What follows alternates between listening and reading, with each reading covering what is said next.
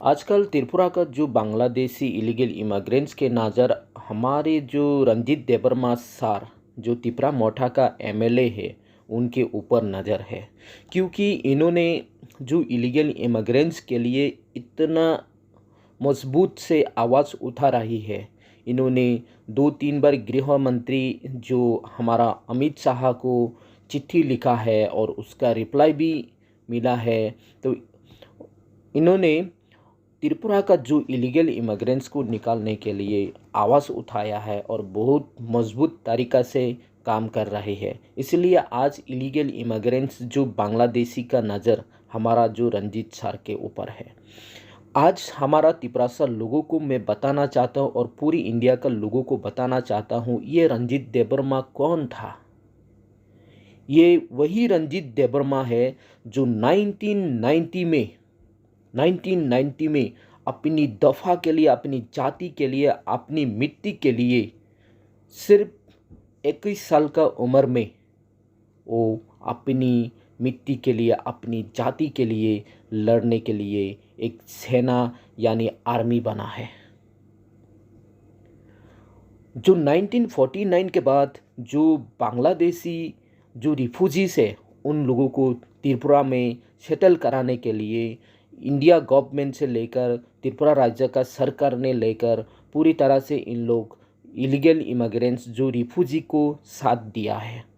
लेकिन उसी वक्त से हमारा जो 1990 में जो रंजीत देबर्मा सिर्फ 21 साल का उम्र में उन्हें अपनी जाति के लिए लड़ने के लिए उन्हें एक संगठन तैयार किया है, वो है ATTF, all Tripura tiger force.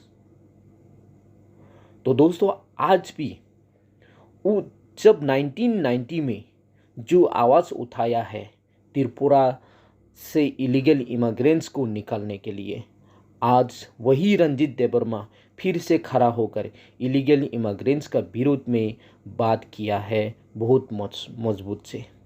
तो मैं अपनी त्रिपुरा लीडर्स लोगों को कहना चाहता हूँ, इस समय पे इस मौका को गवा नहीं देना। इस बार हमें रंजीत देबर्मा जो हमारा त्रिपुरा मोठा एमएलए रंजीत सर को साथ देना है, उनके साथ खड़ा होना है इलीगल इमिग्रेंट्स को निकालने के लिए। देखो हमारा देश जो हमारा त्रिपुरा राज्य इलीगल इमिग्रेंट्स के वजह से कितना संकट में है, सभी को पता है, सभी को पता है।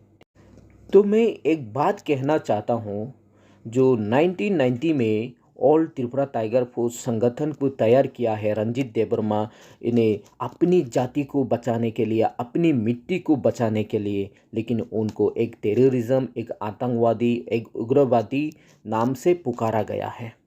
देखिए भाई, मैं सभी को कहना चाहता हूँ, इंडिया का हर एक सिटीजन को कहना चाहता हूँ, अपनी मिट्टी के लिए, अपनी ज़मीन के लिए, अपनी जाति के लिए लड़ना वो कोई टेररिज्म नहीं होता।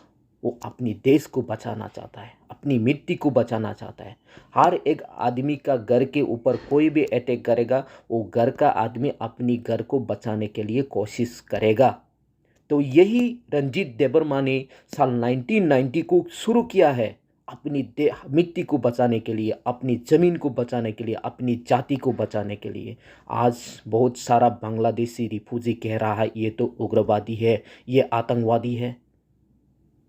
अरे आतंकवादी वो है, टेररिज्म वो है जो दूसरे देश से आके दूसरे को मिट्टी को छीनने के लिए कोशिश किया है, और दूसरे देश से आके जो वहाँ का पूर्वी निवासी के ऊपर अटैक किया है, अत्याचार किया है, वो है टेररिज्म, वो है आतंकवादी, वो है उग्रवादी।